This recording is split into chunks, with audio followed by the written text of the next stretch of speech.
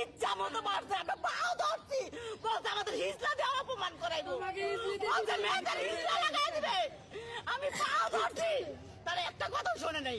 কেন আমরা কিন্তু কোনো রাজনীতি করতে আসছিলাম? আমরা কর্ম করে ভাত খাইতে আসছি এখানে। আমরা কোনো আমাদের যখন কোভিডের সময় বেতন দেয় নাই, বাড়িওয়ালা করতে বাইর করে দিয়েছে। আমি মাইয়া সাক্ষী, আমি এই মেডিকেল সারা দিন 24 ঘন্টা রয়েছি। আমার বাড়িওয়ালা, আমার বাচ্চা, আমার মার সহকারে বাইর করে দিয়েছে। আমি দিন রাত 24 ঘন্টা এখানে পরিশ্রম করে চলছি। আজকে আর আমাদের পেটে লাথি। আমরা কি অন্যায় করছি? আমাদের অন্যায় দেখাই আমাদের বের করে দেখ। আমরা যদি কোনো রাজনীতি করে থাকি, কোনো যদি দুর্নীতি করে থাকি, আমাদের বের করে দেখ। আমাদের কোনো অসুবিধা নাই, কিন্তু বিনা কারণে কেন বের করলো? আল্লাহ গো, তুমি কোন জায়গায় বসে থাকতেছ? আল্লাহ, আমার বাচ্চাকে নিয়ে কই যাবো আমরা? এতগুলো মানুষ, আল্লাহ তুমি সাহায্য করো। বাচ্চাকে নিয়ে কার আছে দাঁড়া বললো।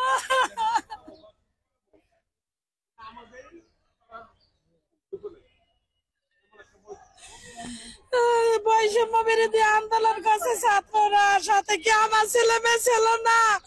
আমার এক বাচ্চা ভার্সিটিতে পড়ে, এক বাচ্চা কলেজে পড়ে, তারা কি ছিল না? আমার বাচ্চাকে তো ভবিষ্যৎ এই যে ধ্বংস হয়ে গেল। এমন আন্দোলনে তোরা ছাত্ররা করলি যে এইভাবে মানুষের জীবন রাস্তায়, এইভাবে অমানবিক অত্যাচার, অমানবিক নির্যাতন, এইভাবে কি এই বাংলাদেশে এই জন্য তোরা আন্দোলন করছিলি? মানুষ এইভাবে রাস্তায় নিরীহ পশুর মতো মারার জন্য আমরা তো কোনোদিন এটা আশাই করি নাই। ভাবছি তো বাংলাদেশ ভালোভাবেই চলবে, কোন দল তো এখন নাই।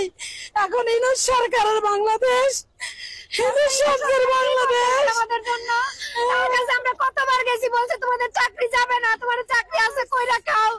আমাদের স্বামী নাই, সন্তান নাই, এখানে স্বামী হারাইছি, হাসপাতালের জন্য সন্তান হারাইছি, এই স্বামীও নাই, সন্তানও নাই। এখন আমার খাওয়াবে কে?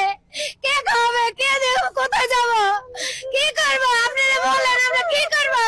এই যে ছাত্র নেতারা, ছাত্র জনতা, এরা কোথায় এখন? এখন আমাদের বের করে দিলে আমরা এখন কোথায় যাবো? কার কাছে যাবো? বাবা বৃদ্ধ, এখন খাবো কি? নিজে কোথায় যাবো? বলেন, আমার এত বড় সন্তান মারা গেছে, হাসপাতালে বেতন দেয় না, সেই নিজে করোনার মধ্যে ডিউটি করে যাওয়া এক সন্তান আসছে, সেই সন্তান করোনার মধ্যে মারা গেছে।